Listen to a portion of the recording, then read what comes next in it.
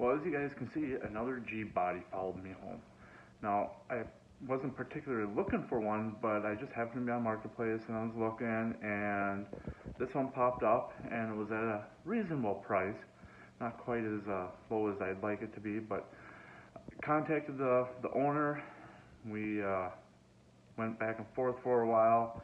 He would not come down to where I thought was a fair price for on my end. And a few weeks went by, and well, the fair price came along. So why this car? I already got the '88 Monte Super Sport. This is just your base model, so why this? Wasn't because it had an outrageous drivetrain in it. Wasn't because it was a highly optioned car. It's not because it's a totally rust-free car either. And in fact, the reason why I bought it is because it's none of that. It's your base model, smallest six-cylinder motor, no power anything, no AC car. That was a big thing. And the reason why I wanted that is because this car is equipped very, very similar to my first car. So, did I need the car? No. Do I have a spot for the car? No. Did I want the car? Yes, because it's more or less a nostalgic piece. Other than being different color, exterior and interior, otherwise motor, drivetrain, options are all, I'd say it's probably 95% the same. The only thing this has is cruise and tilt steering and an armrest, which my first car did not. My first car was actually a radio delete car even. It had nothing in it. Your bare bones vehicle. But I learned to drive in it, and now at this stage of my life I'm kind of missing it, so I wanted more of something to bring back some of the memories. Now, the reason why I wanted to get this one so cheap was because the initial plan was to repaint it and redo the interior to match what my first car was. But after cleaning out the inside of it, cleaning up the seats a little and in the carpet, the interior is actually in really good shape. Now the dash is cracked like most G bodies I've seen outside for too long, but the interior is not that bad. So with the mindset of trying to keep it a budget-friendly vehicle, because I mean, to be honest, it's not an expensive vehicle to begin with. It's not a highly sought-after model, and just with it not being a super sport really or anything else desirable about it. So I want to keep the price low. So in fact, I'm going to keep it the blue for now and keep the maroon interior. I did notice when I started running the trim plate, this car originally started its life out being black, and at some point it was painted this kind of light metallic blue. So it's not too bad. So I'm going to keep it the way it is. Also, it is missing all the lower trim down below here on the rockers, and I am finding a lot of it, some new old stock, some really good shape stuff. Spending a little bit more on that, but still in mind finding ones at a fair price. But let's go around, I'll show you a little bit more of the car. Well, there we have the beast. The whopping 3.8 liter 229, and that's the reason why I sought after this car, is because it's an AC delete car, so it does have cruise, which is not hooked up. That's not functional right now. Missing the servo back there and the bracket, so in search of one of those. Engine would have been originally all black. They painted the water pump and the heads orange for some reason. I checked the casting numbers, and this engine was built August 13th, 1982. So it should be correct. I could not find the VIN plate on it. Usually they're right behind the alternator on the V8s, but on this one I could not find them. So if you guys know, throw them in the comments. Help me out. Let's see. The Everstart battery that was fairly new, and that still works. Battery tray is rotted out. As you can see, she's a electric delete model now. All the air pump stuff and everything is off. It does not have a computer controlled carburetor. Just judging by the air cleaner here, this is an air cleaner off like a 78 to 80 Monte Carlo or a Malibu. It should have the air duct that runs up here then to that. The 229s had a smaller intake than that, and then also where the breather would go down to the manifold should be on the other side. You can see right there, they should be on the other side. But these have the chromium bell covers on it, so they're not the original. Looks like the original aluminum intake, EGR delete. So what I am going to do, even though this isn't hooked up and it's running, the problem is it's still the electronic distributor, so I do not have advance on it. So what I'm going to do is go through this rat's nest, wrap it all up, do everything just like it was originally, hook up everything I can. The only things I'm not going to be able to really hook up is, well, obviously the carburetor, but the O2 sensor is still there, air pump is gone, or the diverter valve is gone, so I'm not going to be able to hook that up. But I'll hook the distributor back up. Excuse me. Let's see, there's some of the other stuff here. Let's see, for the fast idle, that's not hooked up, so I'll go on get that in. I do have a computer controlled carburetor on order, used one, so I'll rebuild that when I get it back.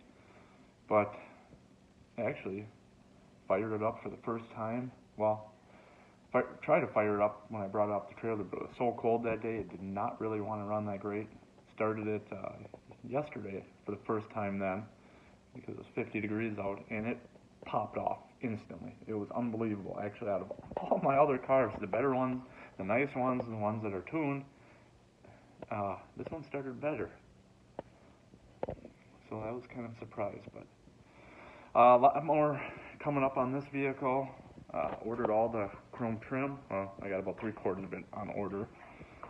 I'm waiting for that. Let's see, in the spring I'll be getting new tires for it. I'm going to put the original hubcaps back on it. Here's the trunk. Pressure washed this out.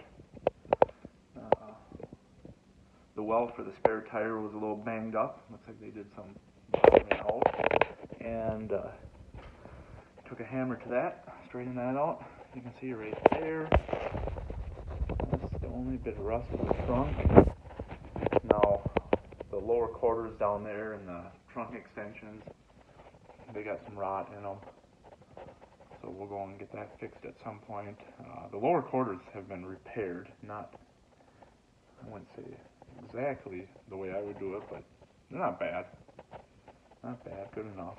You can see they did a pretty thorough job with painting everything, going from the black to from black to blue now, but very thorough, covering everything, removing a lot of stuff, but you can see here's not, there's some runs in it, and not the greatest job. They taped it off around there, but and also in the spring, I'm going to be doing some weather seals and the door seals and window seals and all that. Need a little alignment in the panels.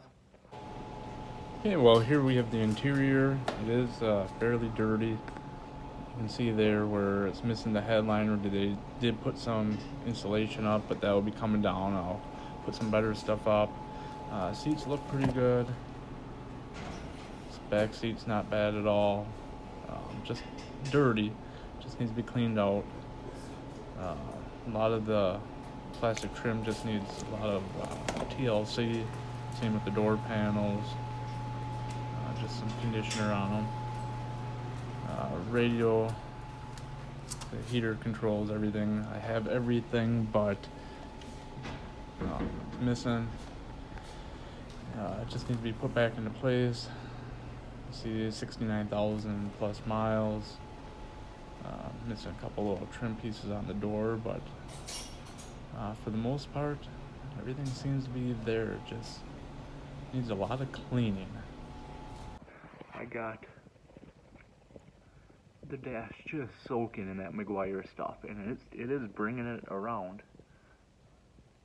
Interior is looking a lot better. Got the back seat out. Give that a good vacuum, but I got McGuire stuff on there. And I tried a lot of products through the years, and also on this interior, because I mean that dash was just toast. Let me bring you around to the other side and show you. Just wanted to show this is what I used on the interior parts.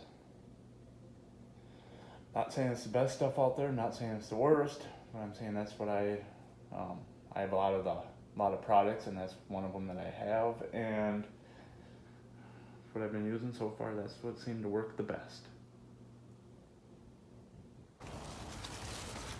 Well, I pulled the back seat out, and just like I thought, you can see there are some stowaways under the seat. So I'm gonna get rid of that and vacuum out the rest here. But that's all the jute padding and it was under the seat here. But other than that, I mean, hard to tell in the low spots, but looks fairly clean. I'm gonna pull out the back too at some point, and I know there's some stuff behind there too, so get everything kind of clean and sanitary. Well, as you can see, the plans for not doing much to it this early winter has changed, because look at it, and well, went to take it for a quick spin. They did not throw any salt on any of the local streets here, so I was just gonna buzz around on those just to put a few miles on it, but it did not want to start. So not sure if it's around here or not, but she blew apart. So throw a new starter in it and see what happens from there. Well, it fired right up, and I mean, it's running somewhat smoothly, not too bad. I don't know if the camera will pick it up, but there's a little bit of blow by. But it's going okay. I tried hooking the wire up right there, but as soon as I plug that in, it dies.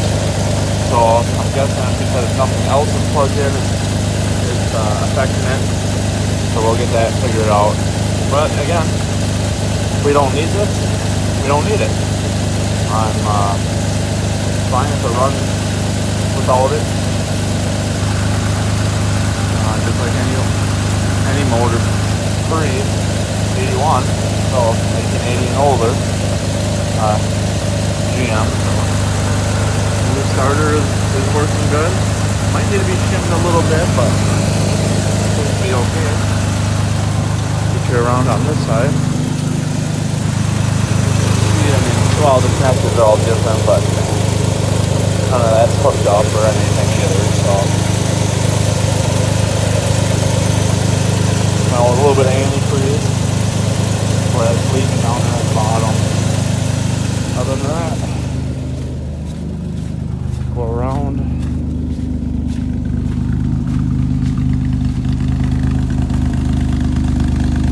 With the glass pack, I mean, it just sounds like it's got blown exhaust. That's about it. Topped off the transmission fluid, and seems to be doing okay. Just running up and down the driveway a few times. They got too much salt on the road to have it out there, so just go back and forth down the driveway to get the fluid circulating. And kind of an overall look of it here. It's a little purplish, but on camera, but it is blue. It's a metallic light blue, which was offered in 83. Not sure if this is the actual shade, but got a little bit of repair to do down at the bottom. And this had some work on it.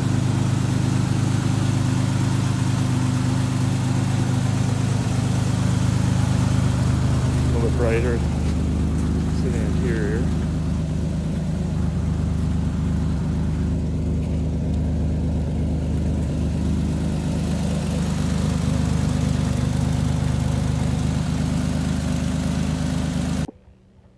Okay, well, my plan not to work on the 83 until spring, I failed. Couldn't resist, started digging into it, trying to get a lot of stuff done, so when springtime comes along, I don't have to do it. Due to time constraints, it's really hard to get out there and work on the 88 Monte, the 73, but with this one being in this garage, if I have a half an hour or 20 minutes or something like that, I can run out here and do a few things. So that's why I decided to keep it in here and try to get a lot of little stuff done. So when spring comes along, for the most part, it'll be ready to go. But let me get you in here and show you what I've been up to. One of the things I'm working on now is the radio faceplate. As you can see here, it was cut out to accommodate a newer style radio, but I'm putting the factory one back in because it works, and that's what came with the car. So trying not to spend any more money than I can on the budget refurb of this car. What I ended up doing, well, initially I was going to try to find a new faceplate, but they do not give these away at all. So got some plastic epoxy, taped it off, filled it in. It's not quite perfect, as you can see, a little bit of a wave. All I did is use clear plastic packaging tape and put it across, but would have been good if I would have put the tape down and then put something solid behind it. I had it on a workbench and it was flat, and I thought it was going to be good enough, but it's not. But it would have been, if I would have put the tape down, something solid, and then tape that down, it would have been a little flatter, but you know what? This is going to work. So, good enough. And the radio dials cover up a lot of this anyway, and then I just used a hole saw and drilled that out. Fortunately, I didn't have the correct size, so then I have to take a Dremel and just kind of ream it out, make it a little bit bigger there. So I just went overboard on the back to try to give it a little bit more strength, and trying to keep it thin though, so it don't interfere with the radio mounting bracket. But I'll show you once I get it in. Well, there you have it, the final product. I'm missing a couple of screws on the top, but as you can see, there is how it looks after the repair. And obviously it's noticeable, but sitting up from here, it's not that bad. And it beats, from what I can find, spending $120 to $130. I think maybe the cheapest one that was kind of rough looking was around $90 for the new trim panel there. And well, I spent $5 on the epoxy. Angled it up so it just kind of fits. Just got to clean it up a little bit. It's all the way around is angled, but so then I did the best I could trying to match it. It's not, again, perfect, but I mean, come on. There we got it. Okay, first off, if you remember all that wiring mess, well, I try to run it as close as I can to factory. From my understanding, I got a few wires left over, but they're grounds and that I got to figure out. Might have to cut back in here and fish them through, but got everything kind of figured out for the transmission wire. I still got to get underneath and get that fished in, hooked back up. You can see I got another carb sitting here, and this is an original style carb with the computer control, and you can see that one does not. So, but I am gonna keep running the one without the computer control. But I just kind of plugged everything in just so I have an idea of where everything went. So that's a big thing, and at least getting things a lot cleaner. And even in the meantime, I'll get that stuff kind of wrapped up and looking a little bit better. Still got to do a new radiator, but that's gonna wait till spring because I don't want the mess here in the garage. Let's see. I think I did a little bit. Yeah. Like I said, I wasn't gonna do much till spring, but there's the seat out there, insulation. I started getting into the car. And you guys can see here, that's the original paint. So the car was black. Let's see if I can get down in here. You can see it's a little hard to tell. If you look, bottom of the doors had some repairs done to it. Wouldn't say a great job, but still better than it being all rusted out. You can see here there's something going on. That's not quite right, but it is what it's gonna be for now. Like I said, this is gonna be more of a driver. I'm gonna get things fixed up. Still gonna do new weather seals. Let's see. Seals around here are bad. The window sweeps are non-existent. So I'm gonna get all that stuff done. And that's a lot of the stuff I wanted to get done during the winter. And so when spring comes around, at least everything will be quiet in here. And see, for the most part, that's where all the mouse nests were. But everything's clean. You can see where they did some repair work there. Not great, but hopefully at least it's sealed up. What I'll do is, in time, I'll fix this. But it looks like, I'm not sure if that's the body mount there that's coming through. But I'll probably end up pulling this cheap tin out and see what I got going on be underneath there. And if it is the body mount, I can hopefully oil everything up so I can get those out and get new rubber bushings put in. But yeah, as you can see how clean that is over there. That one gave me a fight. See, that's bent up a little bit. I had to bend it to get everything out. What I'm going to do is dump them in some Evaporust. Let's get some of that rust off. We'll clear coat them, get them looking as good as new. And yeah, but there it is. Got everything kind of out. The carpet actually, other than a couple little wear spots in the typical areas on the driver's side, there by the gas pedal, and carpet actually is in real dirty, but in really good shape. Let's see, how do we know? Let's see. That's how they're supposed to look, and well, that's how that one looked by the time I was able to get it out. So the plan here is get the carpet all out, get it cleaned, and inspect the floorboards, and then just get everything back in. These cars were pretty quiet, so I'm not going to do any additional aftermarket sound deadening on this. I'm going to try to get the factory stuff back in. Due to all the mice and everything back being in here, it's just, I want to get this just cleaned. Doesn't smell bad, but it just seems dirty or kind of sticky-ish. So who knows from the previous owners, but yeah, go and get that clean. Let's get you over here. Let's see, I mean, the seats are not in bad shape. A little bit more wear on the driver's side typically here, but not too bad. got some cleaner coming, so it's a little dirty around on the vinyl, but we'll get all that cleaned up, and hopefully throughout winter here the interior will be done, and it'll be that part will be ready to go. So then all I have to worry about is exhaust and tires in the spring, get the engine tuned a little bit better, and be ready to go.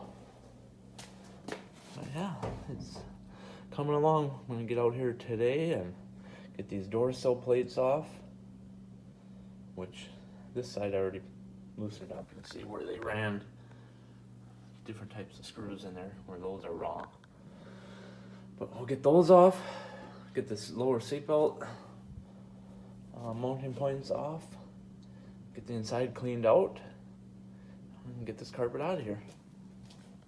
But again, thanks for watching, and click that like or subscribe, and you'll be seeing a lot more of the Monte Carlo. We'll talk to you later. Bye.